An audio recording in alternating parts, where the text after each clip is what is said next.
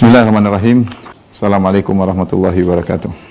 Alhamdulillahi ala ihsanih wa syukru lahu ala taufiqihi wa amtinanih. Wa asyhadu an la ilaha illallah wahdahu la syarika lahu ta'ziman li sya'nih.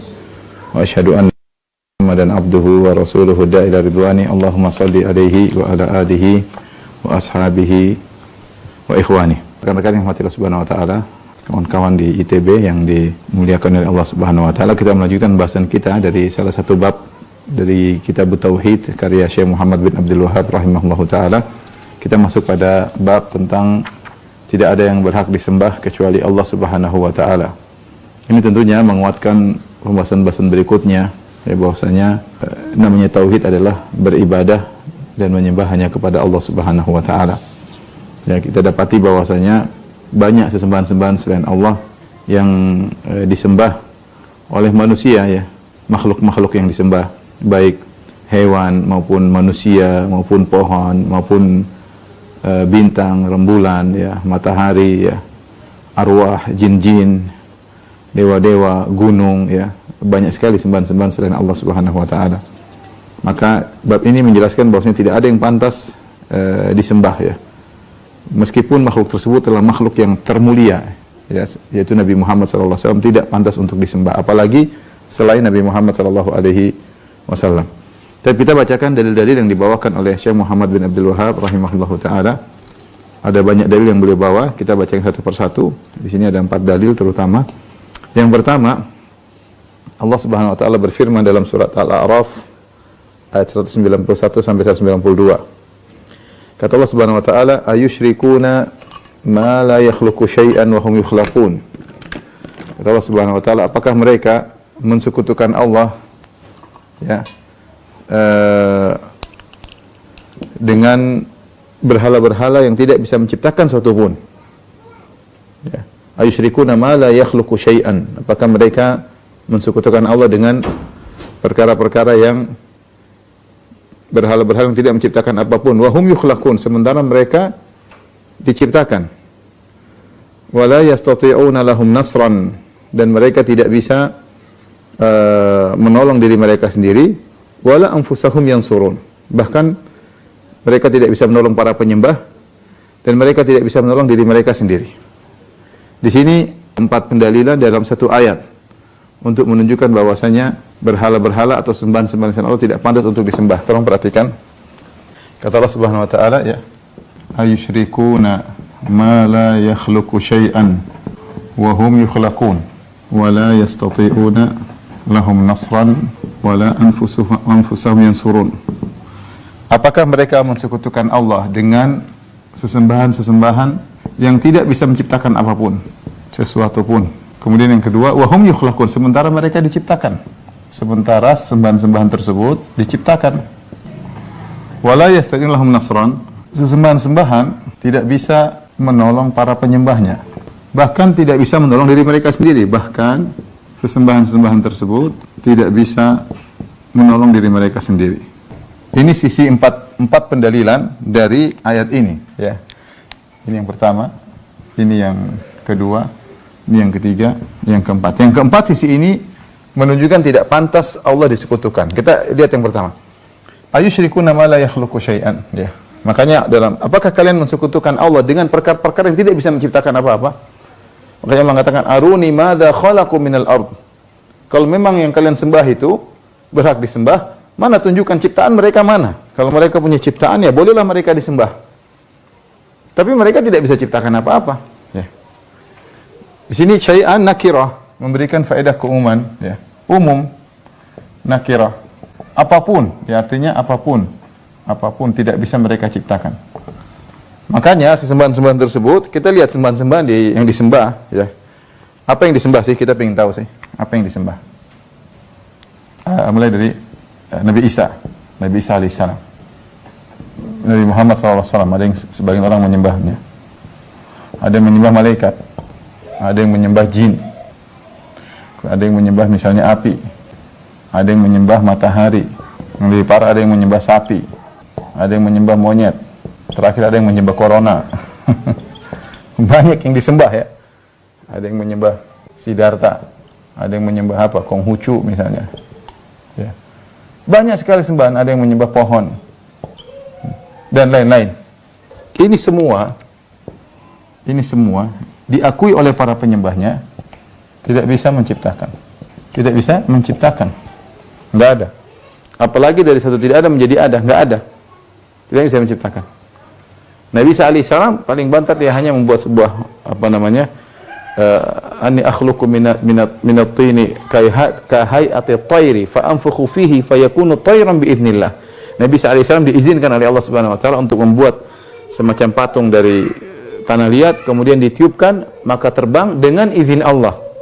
Ya, bukan Nabi Isa cipta sendiri. Itu di antara yang mungkin yang terhebat yang ada ya. Selainnya enggak ada ya. Nabi Muhammad SAW tidak menciptakan apa-apa. Apalagi pohon. Siddhartha juga tidak ada pengikutnya mengatakan Siddhartha dulu menciptakan burung, menciptakan gunung, tidak ada. Dia alam semesta sudah ada sebelum dia lahir. Alam semesta sudah ada sebelum dia lahir. Malaikat juga tidak ada yang menciptakan. Jin, apalagi nyembah sapi. Sapi tidak ada menciptakan sapi. Sapi malah butuh makan. Monyet ada yang disembah, ya. Matahari nggak ada yang menciptakan. Ya. Berhala-berhala yang disembah oleh kaum Quraisy, ya.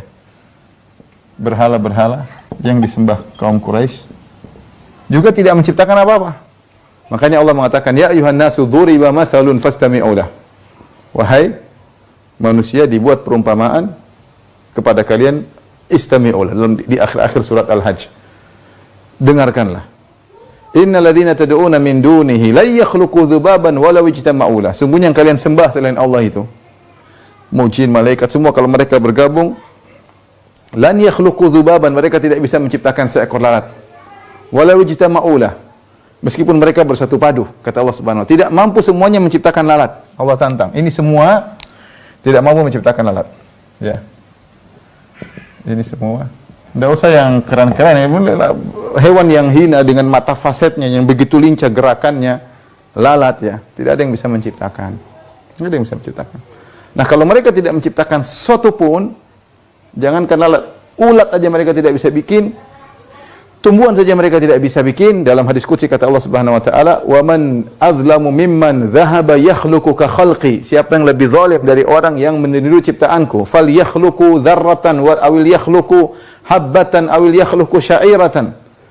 Suruh mereka kalau bisa ciptakan semut. Kalau enggak bisa tolong, kalau semut enggak bisa, mungkin susah bikin semut ya, enggak semut bikin, siapa yang bisa bikin semut? Lalat enggak bisa, semut enggak bisa. Yang bikin semut bisa. Enggak bisa, siapa yang bisa bikin semut?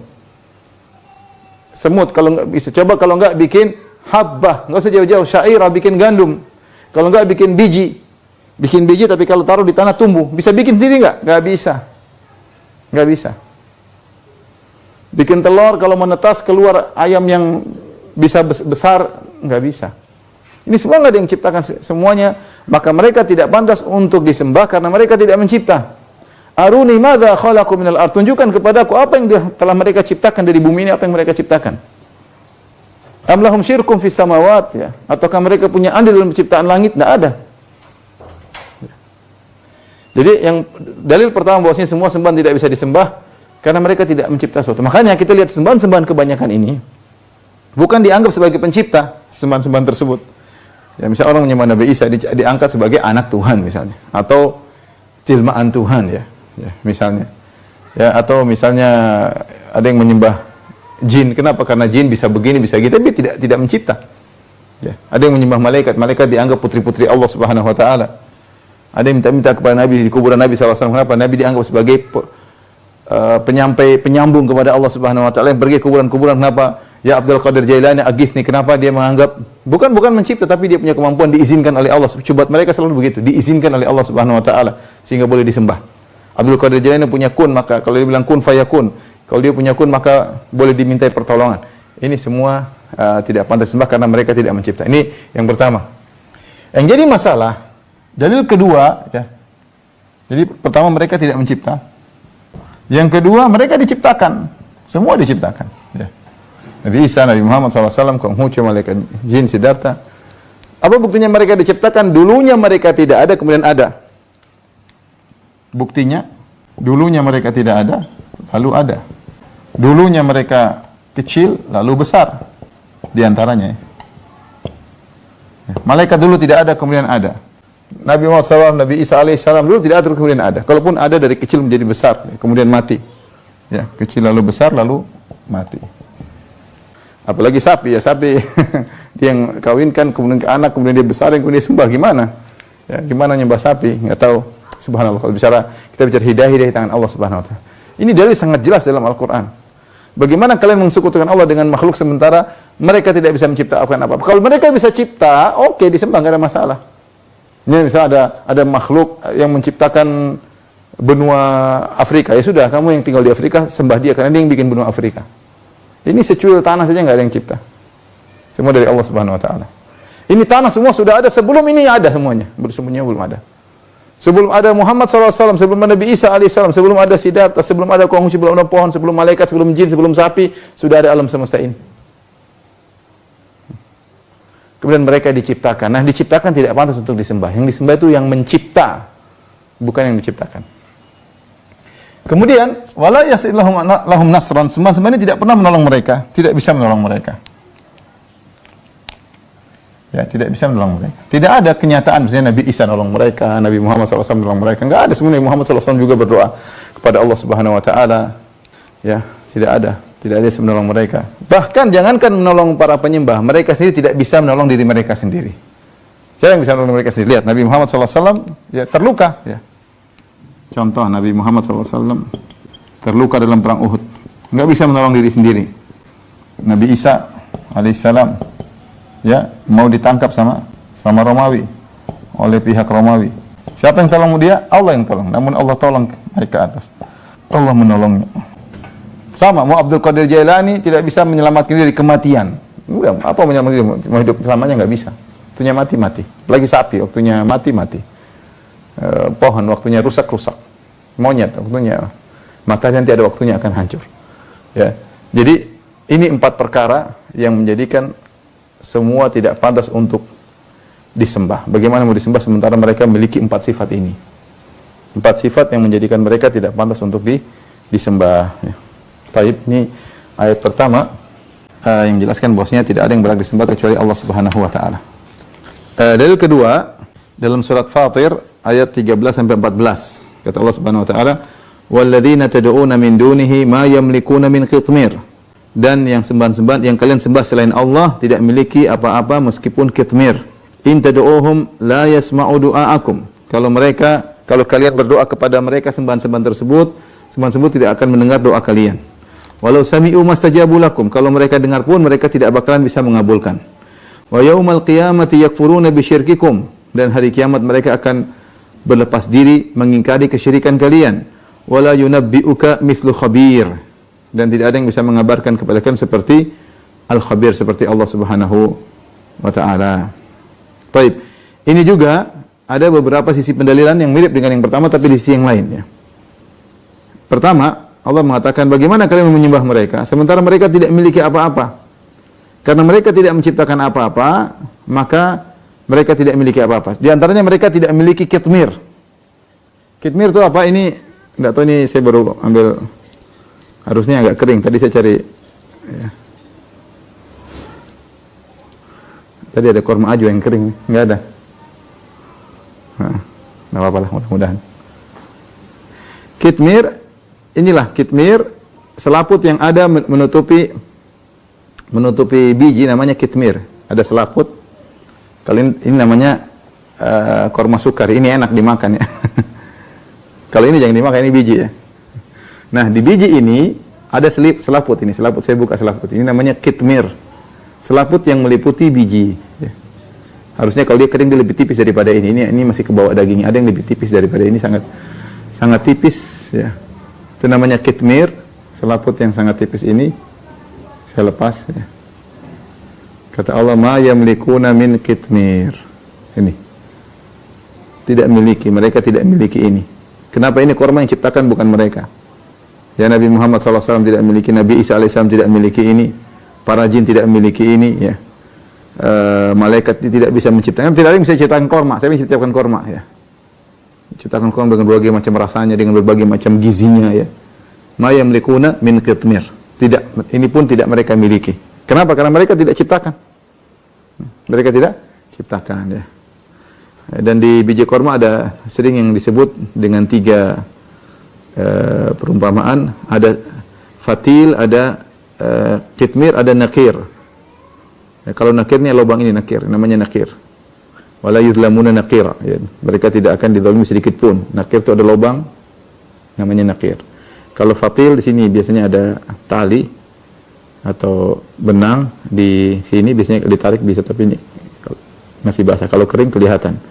Ada tali di sela-sela ini, sela-sela, namanya fatil. Tapi intinya, ikhwan dan akhwat yang dirahmati Allah Subhanahu wa taala, ini saya ingin menyampaikan bahwasanya bagaimana mereka mau disembah sementara mereka tidak memiliki apa-apa. Kita semua ini innalillahi wa inna ilaihi raji'un. Kita ini semua milik Allah. Kita tidak bisa menguasai secara sempurna, buktinya kita bakalan mati. Buktinya kalau Allah ingin ambil kehendak Allah. Tahu-tahu diambil oleh Allah, tahu-tahu dicuri oleh orang. Cara Allah mengambil apa yang kita miliki mudah. Jangankan harta kita, nyawa kita bisa diambil oleh Allah Subhanahu wa taala, ya. Ini yang pertama. Makanya mereka tidak patut disembah karena mereka tidak memiliki apa-apa. Kemudian yang kedua, in tad'uuhum la yasma'u du'aakum. Kalau kalian berdoa kepada mereka, mereka tidak akan mendengar doa-doa yang menyembah kepada mereka. Walau sami'u mastajabu lakum. Ya, kalau seandainya mereka dengar juga, mereka tidak bakalan bisa mengabulkan. Ya. Yang keempat, yang parah, jadi pertama mereka tidak memiliki apapun, yang kedua mereka tidak mendengar permintaan kalian. Bila orang dia jauh berteriak, ya Ali, agisni ya Ali, al-madad, al-madad. Orang Syiah kalau berdoa begitu, ya Ali al-madad, ya Ali al-madad. Ya Ali tolonglah kami, ya Husain al-madad, ya Husain tolonglah kami. Enggak ada, Husain enggak dengar. Husain masih hidup saja radhiyallahu anhu, enggak dengar kalian, apa udah mati. Ali bin Abi Thalib aja masih hidup, enggak bisa dengar kalian. Dia nggak bisa dengar kalian. Dia nggak bisa dengar ketika orang-orang Khawarij berencana untuk membunuh dia, akhirnya dia pun mati. Dia nggak bisa dengar. Kalau dia bisa dengar dari jauh, dia tahu ini orang membunuh saya. Dia nggak bisa dengar. Sehingga dibunuh oleh orang Abdurrahman bin Muljam, Khawarij. Nggak bisa dengar. Kalau masih hidup nggak bisa dengar. Nabi SAW tidak bisa mendengar. Nabi SAW punya mata-mata untuk mengecek musuh-musuh. Nabi dikasih tahu, Nabi suruh cek. Nabi bisa nggak dengar. Kecuali kalau Allah izinkan, tapi Allah tidak izinkan semuanya. Ya. Mereka masih hidup tidak bisa dengar, apalagi sudah meninggal. Ya akhi, kita kan tahu udah meninggal nggak bisa apa-apa. La yasma'u du'aakum. Mereka tidak mendengar permohonan kalian. Mau pergi ke kuburan nangis-nangis nggak ada. Mau Abdul Qadir Jailani, mau Sunan ini, sudah nggak ada dengar, nggak bisa. Bahkan kata Allah, walau sami'u, seandainya mereka pun mendengar, nggak bisa ngapa-ngapain, mastajabu lakum, tidak bisa ngabulkan. Ini sifat ketiga. Kalaupun mereka dengar, maka tidak bisa bakalan mengabulkan. Lebih parah lagi sifat yang keempat, wa yaumal qiyamati yakfuruna bisyirkikum, pada hari kiamat kelak mereka akan berlepas diri mengingkari perbuatan kalian. Wala yunabbi'uka mithlu khabir, dan tidak ada yang bisa menerangkan seperti ini secara detail kecuali al-khabir, Allah yang maha tahu segalanya. Allah yang tahu tentang ciptaannya, Allah tahu tentang yang disembah, Allah tahu tentang yang menyembah, Allah tentang tahu bagaimana mereka di dunia, dan Allah tahu bagaimana mereka di akhirat. Maka Allah mengatakan, wala yunabbi'uka mithlu khabir, tidak ada yang bisa menerangkan seperti ini kecuali al-khabir, kecuali Allah Subhanahu wa taala. Saya bisa menerangkan nanti hari kiamat bagaimana, tidak ada yang bisa terangkan, tidak ada yang tahu masa depan kecuali Allah Subhanahu wa taala.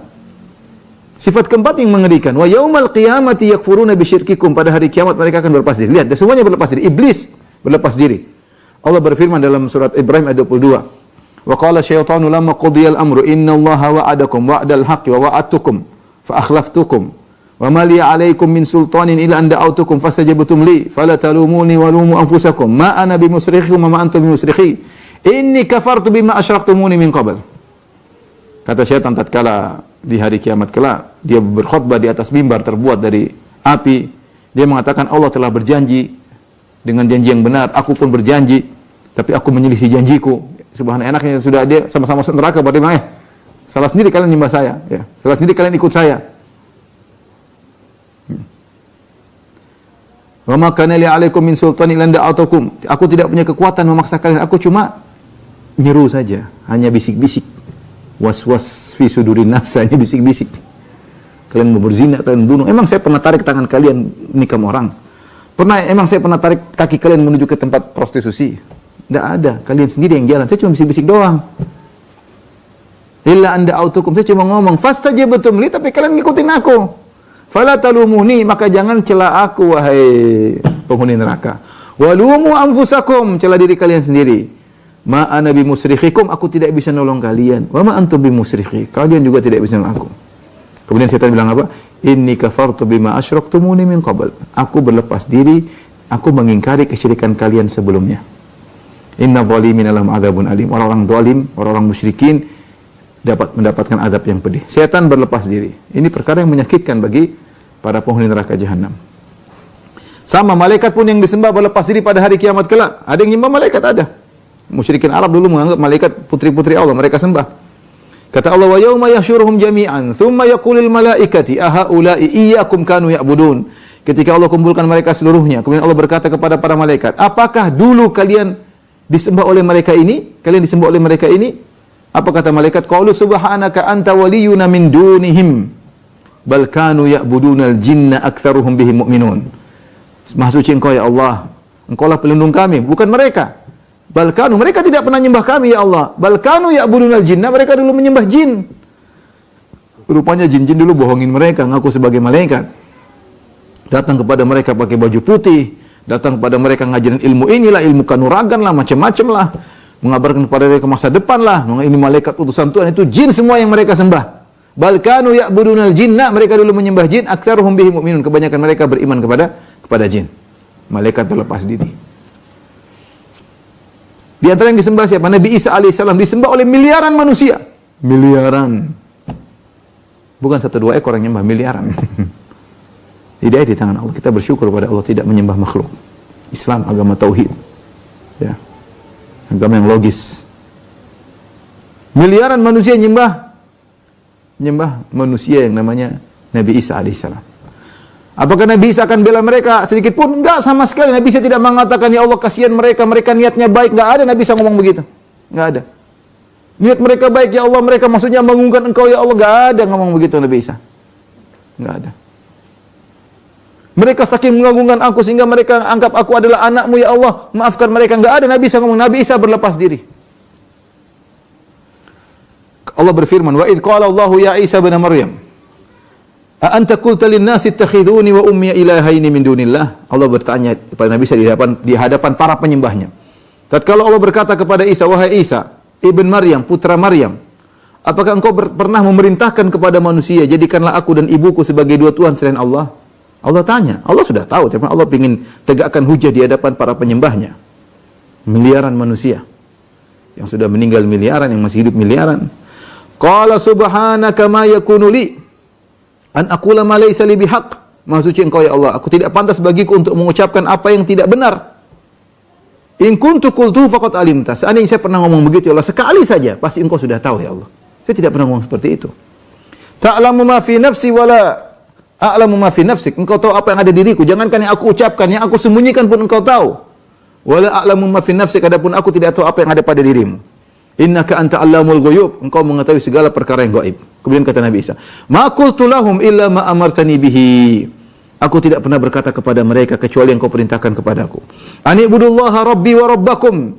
Sembahlah Allah, Rabbku dan Rabb kalian. Wa kuntu alaihim syahidan ma dumtu fihim. Waktu aku masih hidup aku menyaksikan mereka. Falamma tawaffaitani, tatkala kau wafatkan aku, kau angkat aku. Kunta antar raqiba alaihim, engkau yang mengawasi mereka. Wa anta ala kulli syai'in syahid. Ya. Dan engkau maha kuasa atas segala sesuatu. Nabi Isa berlepas diri, tidak pernah ngajarin sama sekali seperti itu. Ya. Semua sembahan-sembahan yang disembah berlepas diri. Allah Subhanahu wa taala berfirman, "Wattakhadhu min dunillahi alihatan liyakunu lahum 'izza." Mereka mengambil sembahan-sembahan selain Allah untuk menguatkan mereka. Kata Allah, "Kalla, sekali-sekali tidak. Sayakfuruna bi ibadatihim wa yakununa 'alaihim dhidda." Bahwasanya sembahan-sembahan tersebut akan mengingkari perbuatan mereka dan akan menjadi musuh bagi mereka pada hari kiamat kelak. Allah juga berfirman dalam surat Al-Ahqaf, "Wa man adhallu mimman yad'u min dunillahi man la yastajibu lahu ila yaumil qiyamah wa hum an du'aihim ghafilun." Siapa yang lebih sesat dari orang-orang yang berdoa kepada selain Allah yang tidak bisa mengabulkan doa mereka sampai hari kiamat. Wa hum an du'aihim ghafilun, yang disembah lalai dari apa yang dari para penyembah. Mereka tidak pernah dengar para penyembah tersebut, mereka tidak tahu sama sekali. Wa idza husyiran nasu, tatkala manusia sudah dikumpulkan antara yang menyembah dan disembah, kanu lahum a'daan, yang disembah menjadi musuh bagi yang menyembah. Wa kanu bi ibadatihim kafirin, mereka mengingkari peribadatan yang selama ini ditujukan kepada mereka waktu di dunia. Ini semua dalil bahwasanya para sembahan-sembahan tersebut tidak berhak untuk disembah. Yang berhak disembah hanyalah Allah semata. Taib. Kita lanjutkan dalil ketiga. Ingat Allah mengatakan wala yunabbi'uka mithlu khabir. Tidak ada yang bisa mengabarkan seperti Allah. Ya Allah yang tahu ini semua. Detail-detail gini Allah yang tahu semuanya. Saya punya teman cerita, dia punya teman beragama Nasrani.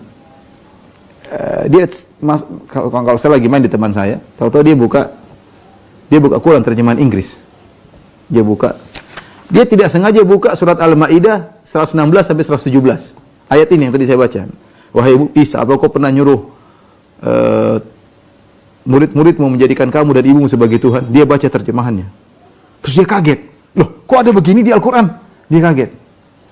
Teman saya cerita, kok ada begini di Al-Quran? Loh, kok ada begini? Dia kaget. Dia nggak pernah lihat sama sekali. Subhanallah qadarullah, dia pas buka Al-Quran, terjemahan, dia pas buka ayat ini. Dia pas buka ayat, nah Allah maksudnya Allah yang buat dia buka ayat 16 atau 17. Dia kaget. Begini ceritanya nanti dia hari kebangkitan. Akhirnya dia meninggalkan Nasara, meninggalkan agamanya. Tuhan yang kalian sembah akan berlepas diri pada hari kiamat. Waliyadzubillah. Mengerikan, menyedihkan. Makanya Umar bin Khattab ketika melihat seorang pendeta, Umar bin Khattab nangis. Amilatun nasibah. Kasihan mereka ini. Sudah ibadah susah di dunia, capek-capek, kemudian tersiksa di neraka jahanam. Amilatun nasibah. Ad-dhalin. Sesat, beribadah tidak pakai ilmu. Seperti ini, nyembah. Manusia disembah. Nabi Isa diciptakan, Nabi Isa makan, Nabi Isa minum, Nabi Isa tidur, Nabi Isa ketakutan, Nabi Isa berdoa, Nabi Isa sholat, Nabi Isa sujud, ya, Nabi Isa mati, disembah. Kok bisa manusia disembah? Ya, dia akan berlepas diri pada hari kiamat kelak. Taib. Dalil ketiga dalam hadis dalam Bukhari dan Muslim dari Anas bin Malik radhiyallahu anhu. Ketika perang Uhud, kepala Rasulullah SAW terluka. Sujjan Nabiyyu sallallahu alaihi wasallam wa kusira rubaiyatuhu, dan gigi beliau pecah. Di sini terjemahan salah ya di buku yang ini, bukunya saya tadi. Ditulis gigi geraham beliau pecah, bukan gigi geraham. Rubaiyah itu di sini. Ya. 4 gigi ini salah satunya. Ya. Bukan gigi geraham. Salah terjemah. Itu gigi bagian depan beliau pecah. Bayangkan wajah penuh darah, Nabi SAW perang Uhud, tidak bisa menyelamatkan dirinya sendiri. Wajah berlumuran darah. Sampai Fatimah membersihkan darah dari wajah Nabi SAW. Gigi pecah. Nabi berkata ketika itu, "Kaifa yuflihu qaumun syajju nabiyahum?" Bagaimana bisa beruntung suatu kaum yang melukai wajah Nabi mereka? Wa huwa yad'uuhum ilal Islam. Padahal Nabi tersebut menyuruh mereka untuk masuk surga. Menyuruh mereka untuk masuk Islam, malah dilukai sampai berlumuran darah. Nabi berkata, "Kaifa yuflihu?" Bagaimana bisa beruntung kaum seperti ini? Nabi mengucapin gitu, bukan dia sok apa, cuma dia tidak sok sama sekali, tidak ujub sama sekali. Cuma dia bilang bagaimana kaum begini bisa beruntung, ya sulit mendapat hidayah. Nah biasanya menurut ijtihad Nabi SAW, menurut ijtihad Nabi, kaum seperti ini nggak bakalan dapat hidayah. Gimana mau beruntung? Allah tegur, subhanallah. Allah tegur karena Dialah Tuhan yang Maha tahu segalanya. Dia yang mengatur segalanya. Idza arada syai'an yaqul lahu kun fayakun. Jika mengenai sesuatu tinggal bilang kun, jadi maka jadilah. Allah turunkan ayat menegur Nabi SAW, "Laisa laka minal amri syai'un aw yatuba 'alaihim aw yu'adzibahum fa innahum zalimun." Tidak ada sedikit pun campur tanganmu dalam urusan mereka itu, wahai Muhammad. Wahai Rasulullah, kau tidak punya urusan dalam hidayah mereka, bukan urusanmu. Laisa laka minal amri syai'un, kau tidak punya urusan sedikit pun masalah urusan hidayah mereka. Au yatuba alaihim, siapa tahu Allah menerima taubat mereka, mengilhamkan taubat mereka. Au yu'adzibuhum, atau mereka Allah azab mereka, fa innahum zalimun, karena mereka zalim, terserah Allah Subhanahu wa taala. Bukan urusan Nabi. Dan benar, ternyata kaum yang Nabi mengatakan kaifa yuflihu qaumun syajju nabiyhum, bagaimana bisa beruntung kaum seperti ini? Banyak di antara mereka masuk Islam. Jadi pejuang-pejuang Islam. Padahal sebelumnya mereka biadab membunuh sahabat-sahabat Nabi, kemudian malah menjadi masuk Islam, menjadi para pejuang. Khalid bin Walid, Abu Sufyan, Ikrimah bin Abi Jahal, Sufyan bin Umayyah, banyak jadi jagoan-jagoan semua. Jadi para pejuang. Hidayah di tangan Allah Subhanahu wa taala. Lihat, Nabi Shallallahu alaihi wasallam tidak pantas untuk disembah. Dia saja mengatakan, bagaimana bisa beruntung? Ternyata beruntung. Bukan, alam semesta ini bukan urusan Nabi. Hidayah bukan urusan Nabi Shallallahu alaihi wasallam. Bukan urusan Nabi Shallallahu alaihi wasallam. Maka orang yang seperti ini, orang termulia di alam semesta ini, yang pintu surga tidak mungkin dibuka kecuali Nabi mengetuknya, tidak boleh disembah. Dia tidak bisa mengatur apa-apa. Dia mengatur Allah Subhanahu wa taala.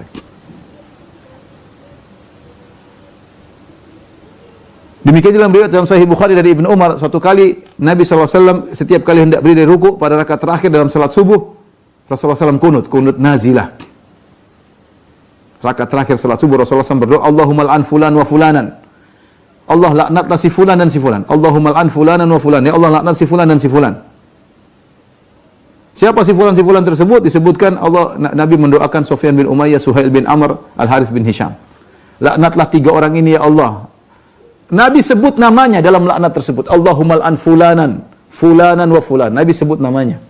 Lihat, Nabi berdoa demikian dalam salat subuh, dalam kunut nazilah, yang aminkan para sahabat. Ada Abu Bakar, ada Umar, ada Ali, ada Utsman. Sahabat bilang amin, amin, amin, amin. Apakah dikabulkan doa Nabi? Jawabannya tidak. Allah malah kirim teguran. Laisa laka minal amri syai'un, bukan urusan wahai Muhammad, masalah urusan hidayah. Dan ternyata mereka akhirnya masuk Islam. Terluka, kemudian bilang suatu kaum tidak akan beruntung, ternyata Allah tegur. Kisah Nabi berdoa menyebut nama-nama agar dilaknat, ternyata Allah tegur. Ya. Maksud dari Syekh Abdul Wahab rahimahullah taala, wallahu alam bisawab, ya. Maksudnya bahwasanya Nabi SAW yang luar biasa seperti ini, manusia termulia, yang pintu surga tidak bisa terbuka kecuali yang mengutusnya Nabi. Dia pun tidak bisa mengatur apa-apa. Dia tidak bisa mengatur apa-apa. Makanya ada seorang yang pernah berkata dalam tulisannya, fa inna Nabi sallallahu alaihi wasallam hayyud darain, ya, hayyud darain, terusnya ada mutasarrifun fi ahwaliha, ya. Nabi mengatur urusan umatnya setelah meninggal. Ini gimana ngatur urusan umatnya setelah meninggal? Mana Nabi pernah ngatur urusan umatnya setelah meninggal? Nama Pak Malik Nabi pernah keluar ngurusin kita, ngurusin politik kita, ngurusin ekonomi kita? Enggak ada. Ini berlebih-lebihan kepada Nabi SAW. Ya. Kalau Nabi saja yang doanya sangat dikabulkan, diaminkan oleh para sahabat, ditegur oleh Allah Subhanahu Wa Taala, ya, ini menunjukkan bahwasanya dia tidak berhak disembah sama sekali. Kalau yang berhak disembah itu yang ngatur alam semesta, boleh disembah. Ini nggak bisa ngatur apa-apa. Cuma berdoa, yang keputusan di tangan Allah Subhanahu Wa Taala. Nah, ini Muhammad SAW tidak bisa ngatur apa-apa, gimana mau disembah? Ini padahal Muhammad SAW manusia termulia, yang Allah wajibkan kita harus lebih cinta kepada Muhammad SAW daripada ayah kita, daripada ibu kita, daripada seluruh manusia, daripada diri kita sendiri. Yang Allah mewajibkan kita harus rela mengorbankan jiwa raga kita untuk membela dia. Yang Allah menggantungkan kecintaannya kepada kita kalau kita mengikuti dia sallallahu alaihi wasallam. Itu pun tidak boleh disembah, tidak bisa ngatur apa-apa. Gimana lagi Abdul Qadir Jailani rahimahullahu taala? Gimana lagi Sunan Fulan dan Sunan Fulan? Gimana lagi Ahmad Badawi, Sayyid Ahmad Badawi rahimahullahu taala? Mau dipanggil-panggil, mau diminta tolong-tolong. Ya Ali, ya Ali, Al-Madad, Al-Madad, ya Ali, pertolongan, ya Husain, syirik semua ini, enggak boleh. Saya pernah dengar ceramah, ada seorang dai dari Surabaya, orang tua, orang Arab, ya. Dia negur sebagian orang-orang yang kalau dalam kondisi terdesak dia mengatakan, "Ya Abdul Qadir Jailani, Al-Madad, Al-Madad. Wahai Abdul Qadir, tolong pertolonganmu, aghithni." Kemudian dia bantat, saya lucu, cuma dia bilang begini, pakai bahasa Jawa. Dia bilang, "Mana Abdul Qadir Jailani? Suruh tangiyo, maksudnya suruh bangun dari kuburanmu. Suruh tangi dari kuburan, ya. Nggak bisa bangun, gimana mau tolong kamu bangun dari tempat, dari kuburannya nggak bisa." Cuma orang kalau sudah bicara syirik kadang-kadang nggak jalan, apa namanya, akal nggak jalan. Tapi nggak usah heran, orang penyembah Nabi Isa saja miliaran, penyembah berhala juga miliaran, terus ya wajarlah, ya begitulah. Ya tugas kita menyampaikan hidayah di tangan Allah Subhanahu Wa Taala.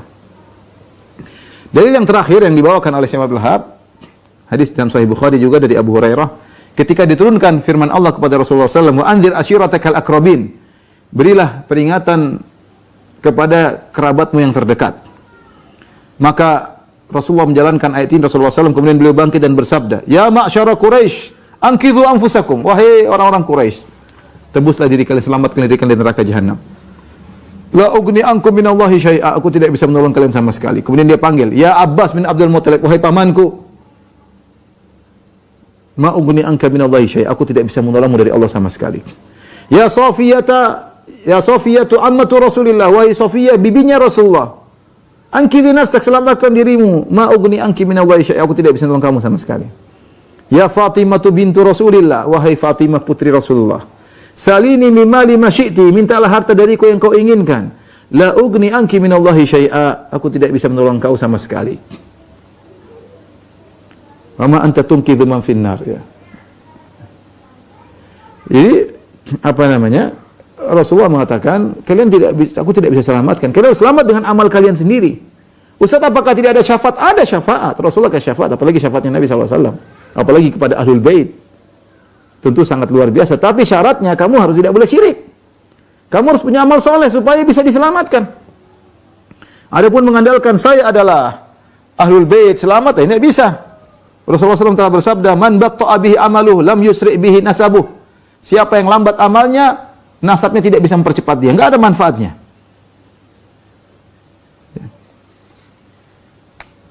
Saya bacakan perkataan Imam Al-Ghazali dalam kitab Ihya Ulumuddin. Saya bacakan saja untuk mendengar ya. Sudah diterjemahkan dalam kitab Ihya Ulumuddin ketika Imam Ghazali menasihati orang-orang sebagian Ahlul Bait yang ujub dengan nasabnya. Sebagian mereka, bukan seluruhnya, sebagian mereka Masya Allah orang soleh. Sebagian mereka merasa bahwasanya selamat kalau sudah nasabnya dari Ahlul Bait pasti selamat. Sebagian mereka bahkan ada yang mengatakan yang penting kita emas ini mau dilemparkan dalam comberan tetap emas. Kita nasabnya nasab mulia. Mau diletakkan dimanapun tidak ada masalah. Ya. Sebagian mereka meyakini masuk surga. Saya dengar langsung dari sebagian Habib teman saya yang Ahlu Sunnah cerita. Keluarga kami sebagian begitu. Saya bilang tidak semua ya. Habib kan macam-macam. Ada yang Syiah, ada yang Sufi parah, ada yang Ahlu Sunnah, Masya Allah. Ya. Ada yang jujur, ada yang bohong, macam-macam mereka. Ya, kalau mereka mulia luar biasa. Ya, mereka adalah keturunan Rasulullah SAW. Kakek mereka punya jasa besar kepada dunia ini, pada kita terutama orang Islam. Ya, tetapi ada poin yang diingatkan oleh Imam Al-Ghazali kepada mereka, ya, masalah ujub dengan nasab mereka. Imam Ghazali berkata dalam Ihya Ulumuddin, nanti bisa dilihat kawan-kawan yang tahu bahasa Arab, yaitu jilid 3 halaman 375 sampai 376. Ketika Imam Ghazali menasihati itu dengan penghormatan, tapi ini nasihat karena cinta kepada Ahlul Bait. Kita diwajibkan cinta kepada Ahlul Bait. Imam Ghazali berkata, rahimahullah taala, ujub dengan nasab yang mulia sebagaimana ujubnya Al-Hashimiyah, yaitu Ahlul Bait Bani Hashim. Sampai-sampai sebagian mereka menyangka bisa selamat hanya dengan kemuliaan nasab. Yang ngomong bukan saya, tapi yang ngomong Al-Ghazali. Sampai-sampai sebagian mereka menyangka bisa selamat hanya dengan kemuliaan nasab. Keselamatan leluhur mereka serta telah diampuni dosa-dosa mereka. Ya, ini sebagian mereka merasa karena leluhur mereka selamat, Nabi dan lain-lain, maka kita akan selamat dan dosa-dosa telah diampuni. Ya. Sebagian mereka bahkan menghayal bahwasanya ruh seluruh manusia adalah budak-budaknya. Tentunya saya tidak pernah lihat, tidak pernah dengar. Tapi mungkin Imam Ghazali mendapati sebagian mereka seperti ini, menyangka bahwasanya seluruh selain mereka adalah budak mereka. Kemudian beliau berkata, obat ujub ini adalah hendaknya ia mengetahui bahwasanya jika ia menyelisih perbuatan dan akhlak leluhurnya, sedangkan ia menyangka bahwa ia akan ikut serta mereka, maka ia adalah orang yang jahil. Jika ia hendak meneladani leluhurnya, maka ujub bukanlah termasuk akhlak leluhurnya. Akhlak para leluhurnya adalah rasa khauf, takut, tawadhu, merendahkan diri, menghormati manusia, dan mencela jiwa nafsu mereka. Sungguh mereka para leluhur telah mencapai kemuliaan dengan ketaatan dan ilmu, serta akhlak-akhlak yang terpuji. Mereka tidaklah meraih kemuliaan dengan nasab. Leluhur dulu tidak meraih kemuliaan dengan nasab. Maka hendaklah mereka mencari kemuliaan dengan perkara-perkara yang dengannya para leluhurnya menjadi mulia. Betapa banyak orang yang senasab dan sesuku dengan leluhur mereka, namun mereka tidak beriman kepada Allah dan hari akhir, dan mereka di sisi Allah lebih buruk dan hina daripada anjing dan babi. Karenanya Allah berfirman, "Ya ayuhan nas, inna khalaqnakum min dzakarin wa untha." Wahai manusia, sungguhnya kami menciptakan kamu dari seorang laki dan seorang wanita. Yaitu tidak ada perbedaan pada nasab-nasab kalian, karena kalian sejatinya berasal dari asal yang sama. Kemudian Allah menyebutkan faedah nasab, wa ja'alnakum syu'uban wa qabaila lita'arafu. Apa faedah nasab? Dan kami menjadikan kalian berbangsa-bangsa, bersuku-suku supaya kalian saling kenal mengenal. Kemudian kata Al-Ghazali, kemudian Allah Azza wa Jalla menjelaskan bahwasanya kemuliaan adalah karena ketakwaan, bukan karena nasab. Inna akramakum indallahi atqakum. Sesungguhnya orang yang paling mulia di antara kalian adalah yang paling bertakwa di antara kalian. Masih lanjut perkataan Ghazali, bukan perkataan saya. Tatkala ditanyakan kepada Rasulullah SAW tentang orang yang paling mulia dan paling cerdas, Rasulullah SAW tidak menjawab, orang yang paling mulia dan cerdas adalah orang yang nasabnya berarah ke nasabku. Bukan itu jawaban Nabi. Nabi tidak pernah mengatakan yang paling baik, yang paling cerdas, yang paling dekat nasabnya kepadaku. Akan tetapi Nabi SAW berkata, akramuhum aktsaruhum dzikran lil mauti wa asyadduhum istidadan lahu. Orang yang paling mulia, orang yang paling banyak mengingat kematian dan paling siap untuk menghadapi kematian. Dan Nabi SAW pernah bersabda, Inna Allah Azza wa Jalla qad adhaba ankum ubiyyatal jahiliyah wa fakhraha bil aba, mu'minun taqi, fajirun syaqi, antum banu Adam wa Adam min turab. Kata Nabi, sungguhnya Allah telah menghilangkan dari kalian kesombongan ala jahiliyah dan kebanggaan kalian dengan nenek moyang.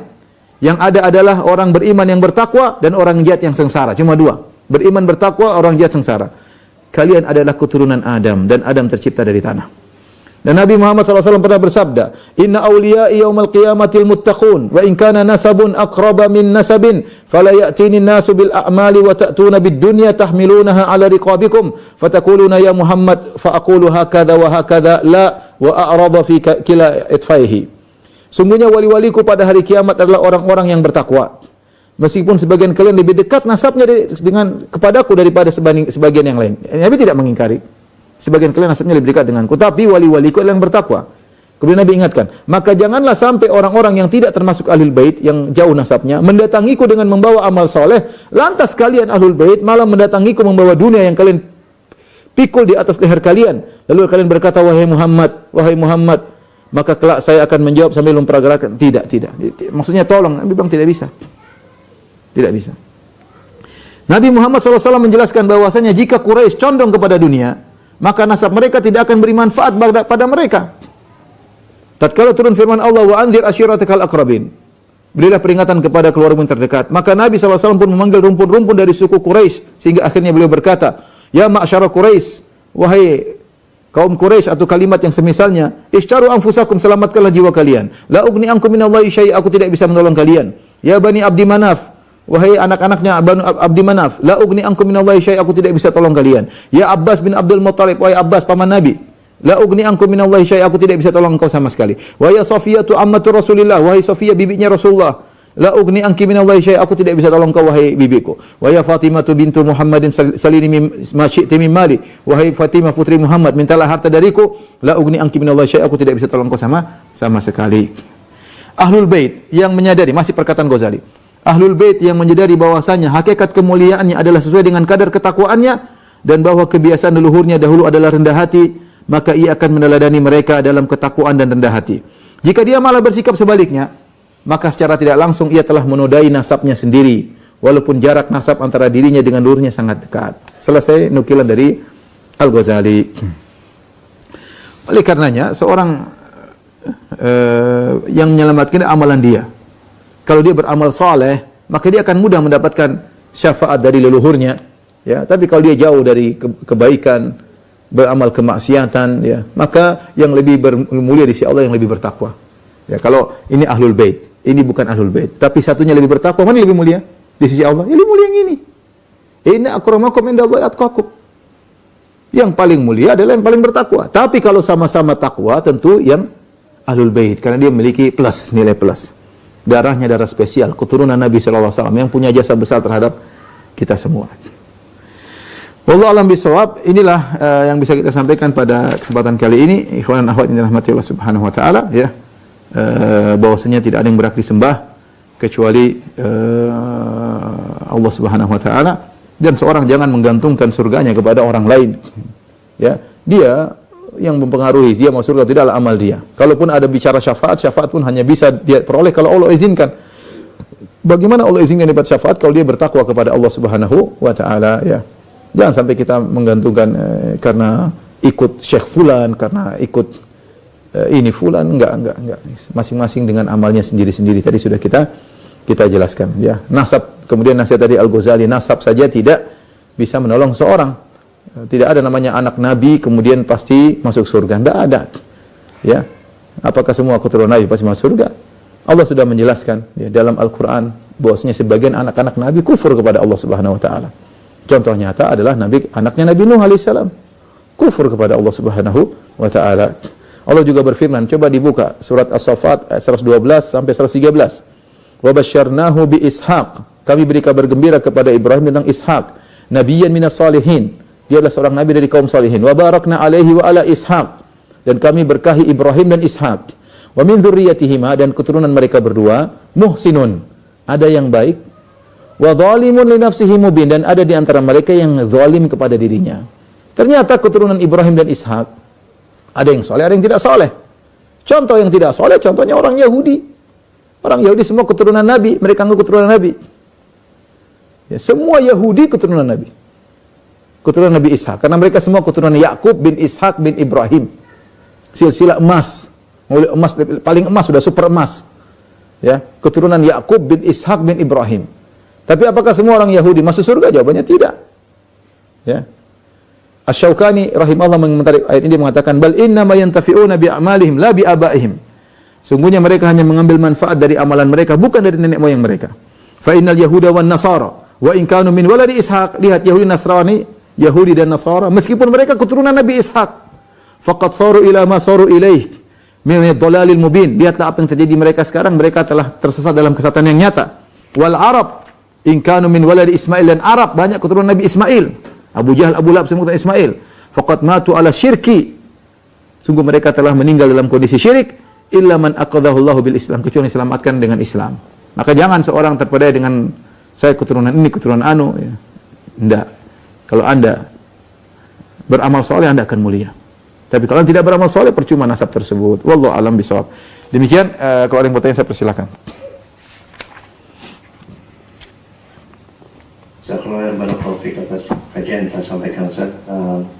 Ada beberapa pertanyaan yang sudah masuk.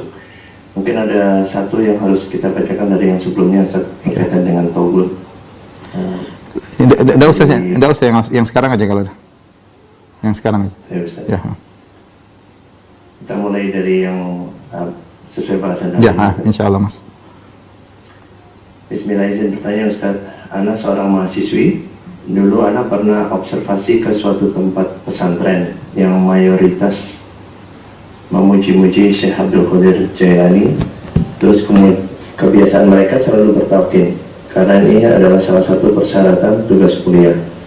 Pertanyaannya, apakah Ana berdosa padahal tugas kuliah ini hanya sebagai penelitian saja ke tempat pesantren tersebut? Apa kebiasaannya, Mas, tadi? Apa kebiasaannya, saya nggak paham tadi. Apa yang dia lakukan? Kebiasaan mereka selalu bertalqin. Talqin apa maksudnya? Mungkin diajarkan untuk selalu bertalqin untuk orang-orang yang ada di pesantren itu, Ustaz. Talqin? Salah satu syarat.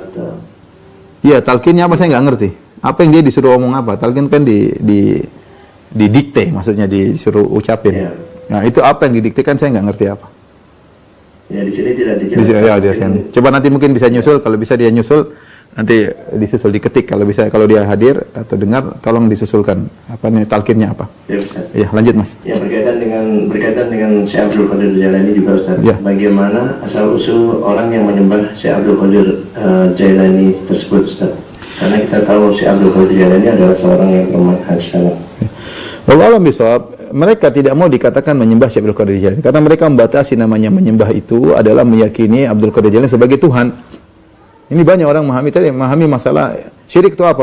Banyak di antara mereka, ini disampaikan oleh sebagian ustaz-ustaz mereka, bahwasanya namanya syirik itu jika menganggap ada pencipta selain Allah, itu baru namanya syirik. Mereka larikan kepada tauhid rububiyah. Padahal syirik itu ada di tauhid rububiyah, ada juga tauhid uluhiyah. Tatkala seorang melakukan peribadatan kepada selain Allah, maka itu adalah syirik. Di antaranya meminta pertolongan dalam kondisi terdesak. Mengatakan, ya Abdul Qadir Jailani, aghithni ya Abdul Qadir, tolong aku dalam kondisi susah, panggillah namanya. Ini sudah pernah kita singgung dalam syarah Al-Qaidul Arba' dan yang lainnya. Kebiasaan sebagian orang ketika dalam kondisi terdesak, mereka panggil nama-nama wali tersebut. Ya wali-wali, tolonglah kami, tolonglah kami. Mereka menganggap, kalau kamu minta tolong sama Allah, kamu siapa? Emang Allah dengar kamu? Kita ini manusia terlalu banyak, Allah tahu kamu. Kamu siapa? Harus lewat perantara, yaitu minta tolong sama Abdul Qadir Jailani. Abdul Qadir Jailani minta tolong sama Allah, kamu bantu. Jadi mereka meyakini seakan-akan bisa jadi Abdul Qadir Jailani akan minta kepada Allah atau telah diberikan hak untuk memberi pertolongan. Sebagaimana dalam kitab Jawahirul Ma'ani, ya, dikatakan Abdul Qadir Jailani telah diberikan kun. Kalau dia bilang kun, maka fayakun. Jadi ini syirik dalam rububiyah balah. Ya, sehingga sebagian mereka meyakini bahwasanya wali-wali ini diberi kekuasaan oleh Allah untuk bertindak, untuk mengatakan kun, untuk mengatur ini kayak, untuk mengatur anu kayak, bukan sebagai pencipta, tapi diberi wewenang oleh Allah Subhanahu wa taala. Akhirnya disembah. Jadi sebab disembah seperti itu ya. Ya, wallahu alam bisawab.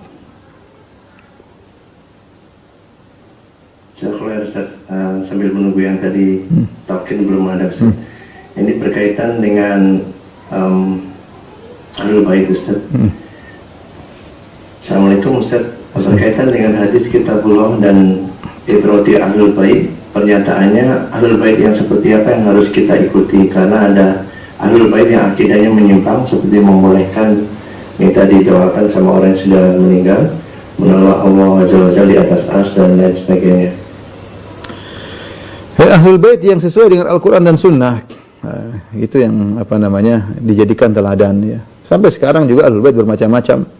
Ahlul Bait ada yang Syiah yang menyembah Ali ya, menyembah Husain ya. Syiah jelas yang mengatakan Al-Quran itu kurang, banyak Ahlul Bait seperti itu, banyak. Itu tidak pantas untuk kita ikuti. Ada Ahlul Bait yang khurafat aja isinya, ngajari khurafat beginilah, ngajar sunnah, mimpi ketemu Nabi, Nabi ajajan hadis barulah, hadis inilah, enggak pantas untuk kita ikuti. Ahlul Bait yang di atas sunnah masih banyak, alhamdulillah ya. Alhamdulillah. Di antaranya yang terkenal di Arab Saudi namanya Abdul Qadir Alawi Saqaf, punya website namanya Durar Saniyah. Durar Saniyah ya. Dan banyak ya, artinya mereka di atas kebenaran, dibangun di atas Al-Quran dan Sunnah, dan banyak di antara Ahlul Bait yang membantah pemikiran-pemikiran Syiah, banyak juga di antara Ahlul Bait yang membantah pemikiran-pemikiran Sufiyah ya. Intinya Ahlul Bait adalah orang-orang yang mulia ya. Apalagi kalau mereka sudah berada di atas sunnah, maka lebih mulia lagi, lebih daripada selain mereka, karena mereka punya keistimewaan. Mereka adalah keturunan Rasulullah sallallahu alaihi wasallam. Rasulullah mengatakan, "Udzakirukumullah fi ahli baiti." Aku ingatkan kalian untuk perhatian terhadap Ahlul Bait ya. Jadi Ahlul Bait yang ikut Al-Quran dan Sunnah itulah yang kemudian menjadi panutan, sebagaimana tadi dijelaskan oleh Al-Ghazali dalam Ihya Ulumuddin. Wallahu a'lam bishawab. Ustaz, berkaitan dengan tadi yang takhir itu, yaitu membaca la ilaha illallah sambil menggeleng-gelengkan kepala. Allah tidak apa-apa, kalau geleng-gelengnya enggak perlu ya. Enggak perlu ya. Jadi kalau sudah lakukan dulu ya sudahlah, mudah-mudahan istighfar aja, enggak ada masalah, karena dia ada keperluan ya. Lain kali enggak usah. Lain kali kalau ditalkin ya talkin la ilaha illallah bagus, tapi jangan perlu enggak perlu tripping ya. Enggak perlu tripping, cukup la ilaha illallah. Enggak perlu goyang-goyang kepala seperti itu. Wallahu a'lam bishawab. Jazakallah Ustaz. Pertanyaan berikutnya ini berkaitan dengan Dajjal Ustaz. Aja. Assalamualaikum, saya ingin bertanya, kalau semisal ada orang yang yakin kalau Allah itu Maha Esa dan dia yakin kepada Allah dan agamanya, akan tetapi ibadahnya mungkin belum sebaik orang-orang beriman lainnya, dan dia takut saat bertemu dengan Dajjal nanti karena terkena tipu daya Dajjal, karena ia tahu imannya kadang naik dan turun. Kira-kira kita harus bagaimana Ustaz agar tidak tertipu dengan Dajjal tersebut? Berdoa kepada Allah, Allahumma a'udzubika min adzabi an-nari adzabin fil qabr wa min fitnatil masih min fitnatil mahya wal mamat wa min fitnatil masih dajjal. Jadi Allahumma a'udzubika min fitnatil masih dajjal. Ya Allah, aku berlindung kepada Engkau dari fitnah dajjal ya. Baca surat Al-Kahfi 10 ayat pertama, melindungi seorang dari dajjal. Kalau nanti dajjal muncul, jangan main-main ke dajjal, jauh ya. Jauhnya. Kalau ada medsos ketika itu, medsosnya buang aja, jangan ikut-ikutin medsos, terpengaruh ya. Zaman sekarang aja ada fitnah sedikit orang terpengaruh ya. Baru ada kiai yang bikin Kanjeng Dimas bikin ini aja banyak yang percaya, bikin duit ya. Banyak yang percaya, baru sedikit orang udah percaya. Apalagi Dajjal nanti yang saktinya luar biasa. Maka tidak ada yang bisa melindungi kita, saya atau antum, semuanya kita, nggak ada yang bisa melindungi kecuali Allah Subhanahu wa taala. Makanya Nabi mengatakan jika datang Dajjal, falian anhu, maka jauhlah dari dirinya, jangan dekat-dekat Dajjal. Falian anhu, jauhilah dirimu dari Dajjal, karena syubhatnya sangat kuat, kata Nabi sallallahu alaihi wasallam. Insyaallah tingkatkan niat. Kalau seorang futur biasa, orang futur segera istighfar. Kalau bermaksiat kembali kepada Allah Subhanahu wa taala. tapi jangan biarkan bermaksiat kelamaan, jangan futur kelamaan. Segera kembali, cari teman-teman yang baik, ikut pengajian sehingga bisa kembali ke jalan yang lurus. Wallahu a'lam bishawab. Mungkin sampai sini saja kajian kita. Ya, insyaallah kita lanjutkan pada kesempatan yang lain. Kurang lebihnya saya mohon maaf. Wabillahi taufiq wal hidayah. Assalamualaikum warahmatullahi wabarakatuh.